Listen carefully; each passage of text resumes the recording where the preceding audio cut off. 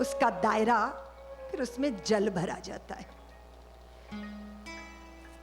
जो इंद्रियों के सुख को पाकर सुखी है और सोचता है कि पूरा हो गया, वो मूर्ख है। वो हौज में भरे हुए जल की तरह है। पत्थर और ईंटों के साथ जोड़ी गई है कुछ व्यवस्था और भरा गया है ऊपर से जल। थोड़े दिनों बाद सूखेगा या सड़ेगा। और एक व्यवस्था है जो पत्थर ईंटों को, पृथ्वी की मिट्टी को, उसकी कठोरता को हटाया जाता है बार बार देर तक, और फिर भीतर से जो प्रस्फुटित होता है उसको कुआं बोलते हैं, कूप बोलते हैं। उसके भीतर जल स्रोत होते हैं, अपनी निजता के स्रोत। जितना पानी निकलता जाता है उतना ही भीतर से पानी आता चला जाता है। हौज के लिए ईंट पत्थर सीमेंट जुटाना पड़ता है और कुएं के लिए ईंट पत्थर मलबे को हटाना पड़ता है। अभी तक की यात्रा हौज में पानी भरने जैसी थी। हम 7 दिन में हम यात्रा करेंगे कूप के जल को प्राप्त करने की यात्रा। विचारों के पत्थर और ईंटों को हटा के अपने ही अंतः, अपने ही स्वरूप के सुख के आनंद के जल को प्राप्त करने की साधना भी करेंगे और उपासना भी करेंगे। उपासना साथ आकर बैठना, प्रेम में गाना, विवल होके पुकारना, अपनी क्षमता पर भरोसा न करना, परमात्मा की कृपा पर भरोसा करना। साधना सिद्ध होने के लिए, प्रयत्न करने के लिए परिश्रम करेगा, साधेगा स्वयं को, परिष्कृत करेगा स्वयं को। अवतरित नहीं होगी सत्ता, भीतर अपने ही मलबे को, गंदगी को हटा के अपने भीतर के हीरे को तराशना, यह है साधना। साधना और उपासना दोनों का संगम होगा इन 7 दिनों। प्रातः की वेला में जो आलस्य को त्यागेंगे वे समुद्र की सन्निधि में अंतः के सागर में डुबकी लगाने का आनंद पाएंगे। जिनको नींद का सुख लेना है उनके लिए मैं बाधा नहीं बनूंगी, लेकिन जो समय की सार्थकता को समझेंगे और जिनको तृप्ति नहीं है निद्रा से, बल्कि वो जो निरंतर जागा रहता है, कौन है वो? महावीर से किसी ने पूछा, किसको कहते हो साधु? उन्होंने कहा, जो जागा है वो साधु, जो सोया है वो असाधु। बाहर की निद्रा की बात नहीं कर रही हूं, वो तो जरूरी है। अभी यात्रा करके आए हो तो जब तक नींद नहीं ले लोगे 5-7 घंटे की, तब तक अच्छा महसूस नहीं करोगे। देह को उसकी जरूरत है, लेकिन जो आत्मा के प्रति सुप्त है वो है असाधु, और जो आत्मा में जागा है वो है साधु। साधु और असाधु ता वस्त्रों से नापी जोकी नहीं जाती। तुम्हारा जागरण जितना गहरा है उतना ही तुम्हारे भीतर का साधुपना, तुम्हारा जागरण गहरा हो। उसके लिए हम ध्यान में उतरेंगे। भागवत जी का ये पावन ग्रंथ भगवान कृष्ण की लीला का स्मरण दिलाता है, किंतु प्रथम जब सुखदेव भगवान ने आराधना की, मंगलाचरण किया, तो उन्होंने सत्यम परम धीमहि कहकर परमात्मा का स्मरण किया। किसी ने राम के रूप में, कृष्ण के रूप में, किसी ने अल्लाह के रूप में, किसी ने खुदाबंद करीम के रूप में, बहुत सारे नाम रूप। लेकिन भागवत कहते हैं कि एक ज्योत है सब दीपों में, सारे जग में नूर एक है। सच तो ये है इस दुनिया का हाकिम और हजूर एक है। हर मानव माटी का पुतला, जीवन का आधार एक है। गहराई तक जाके देखो, सद धर्मों का सार एक है। एक वाहिगुरु, एक परमेश्वर कृष्ण और श्री राम एक है। नाम भले ही अलग अलग हो, भक्तों के भगवान एक है। नाम रूप की बात छोड़ दो, इंसानों की जात एक है। मन से मन की तार जोड़ लो, सीधी सच्ची बात एक। मन से मन की तार, ये मन से मन की तार जोड़ने में बांटना प्रारंभ हो जाता है। अगर आपको सुविधा है तो दूसरे को दो सुविधा, थोड़ी स्वयं कष्ट उठाओ। मैंने निवेदन किया कि हम सागर को गुरु बनाने आए हैं, क्योंकि वे बांटते हैं। धरती को जिसने बादल दिए हैं, वो सागर कभी रीता नहीं रहता, वो सागर कभी खाली नहीं होता। तालाब जिसने स्वयं को दायरों में बांध लिया, वो कभी परिपूत नहीं रहता, वो कभी पूर्ण नहीं रहता। जब चराचर सृष्टि में वो एक है तो प्यार बांटो, नेह बांटो, करुणा बांटो। एक बौद्ध साध्वी है, उसकी यात्रा चलती रहती है, पर उसके बुद्ध उसके साथ रहते हैं। चंदन की एक छोटी सी मूर्ति भगवान बुद्ध की। फिर एक बड़े बिहार में जाके रुकी तो देखा भगवान बुद्ध की बड़ी बड़ी मूर्तियां चारों तरफ।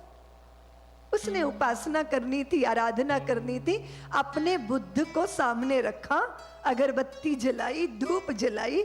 हवाएं कुछ ऐसी थी कि वो धूप और अगरबत्ती का धुआं उड़ उड़कर दूसरी प्रतिमाओं के ऊपर जा रहा था। उसके बुद्ध की तरफ तो सुगंध जा ही नहीं रही थी। ये तो ठीक नहीं है, मेरे बुद्ध को तो सुगंध नहीं मिल रही, और ये चारों तरफ जो बुद्ध की प्रतिमाएं, क्या करूं?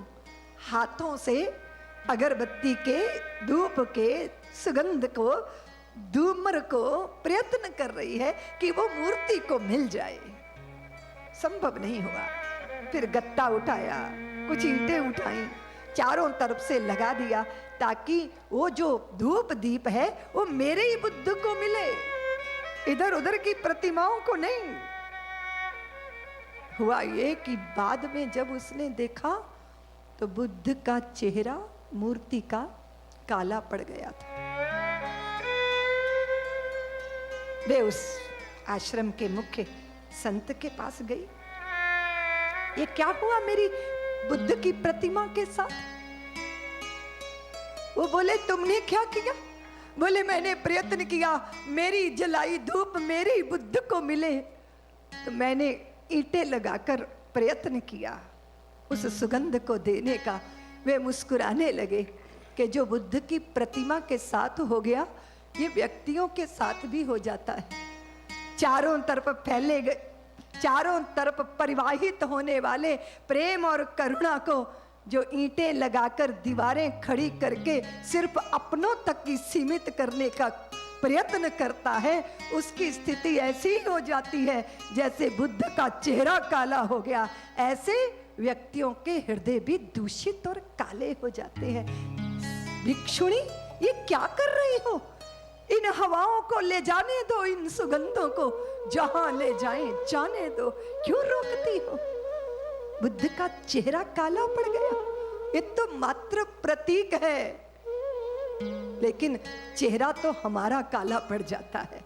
जीवन तो हमारी काली स्याह हो जाती है जब हम अपने भावों को सीमित करते हैं, दायरों में बांधते हैं। महासागर की छाती पर हम चल रहे हैं, दर्शन कर रहे हैं विराटता का, अनंतता का। बांधो मत सीमाओं में, दायरों मत खींचो, दीवारें मत खींचो, अपनी भावों को हौज मत बनाओ, कूप बनने दो, अंतः जल स्रोत जागृत होने दो और बटने दो प्रसाद।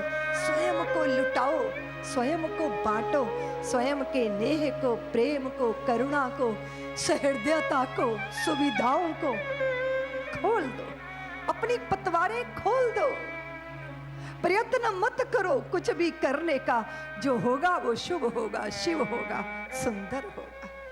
ऐसी भाव दशा बने, उसके लिए जो शिव है, जो सुंदर है, जो शुभ है, उसका चिंतन करना जरूरी है। इसलिए चलो भगवान के संकीर्तन के सागर में डुबकी लगाओ, अपने श्याम सुंदर का स्मरण करो। देखो उनके अधरों पर बजने वाली बांसुरी दिशाओं को झंकृत कर रही है। दर्शन करो, उनका स्मित हास्य अपने जनों को ही आनंद नहीं देता, वो सबको बांटते हैं, सबको लुटाते हैं। असुरों का असुर भाव भी नष्ट हो जाता है वे जब अपनी स्मित हास्य, अपनी चंचल चितवन से, कृपा कटाक्ष से, नयनों से कृपा की वर्षा करते हैं। उनके नाम का कीर्तन करेंगे और उसी भाव दशा को अर्जित करेंगे। हम सब भागवत जन हैं, पीने वाले पियक्कड़ हैं, नाम की पीने के लिए आए हैं। कोई जाति, कोई मजहब का विषय है ही नहीं। यहाँ एक ही प्यास है और एक ही प्याला है और भगवान की मधुशाला है, नाम की पीनी है और अनुभवों की भट्टी पर ढाल के पीनी है। बस यही हमारा परिचय है और यही हमारा लक्ष्य, यही हमारा उद्देश्य है। हमारी वाणी शुद्ध हो, हमारी चित्त वृत्तियां समाहित हो, हम रोम रोम से रस पीने के योग्य बने। इसलिए नाम का रस पियो, अंतः के प्याले में भर भर के पियो। हरे राम राम राम हरे हरे, हरे राम राम राम हरे हरे, हरे कृष्ण कृष्ण कृष्ण हरे हरे, हरे कृष्ण कृष्ण कृष्ण हरे हरे, हरे राम राम राम राम हरे हरे, हरे राम प्रेम से भाव रोम रोम से, हृदय की तंत्री से, अपनी जिह्वा से भाव पूर्ण उस रस रूपी परमात्मा को हृदय में अपने आलिंगन में बांध के हरे राम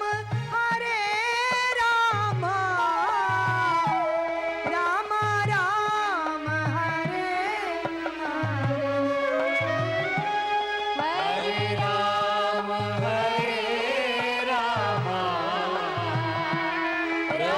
राम हरे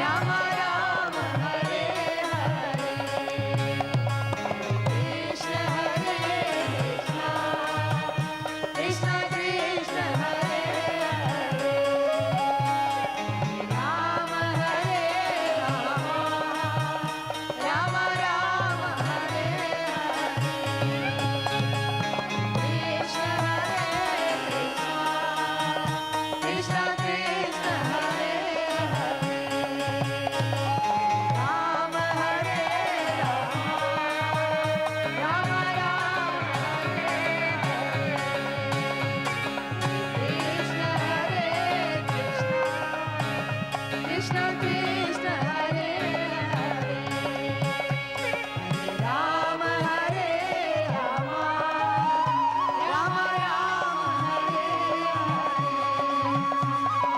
कृष्ण हरे कृष्ण कृष्ण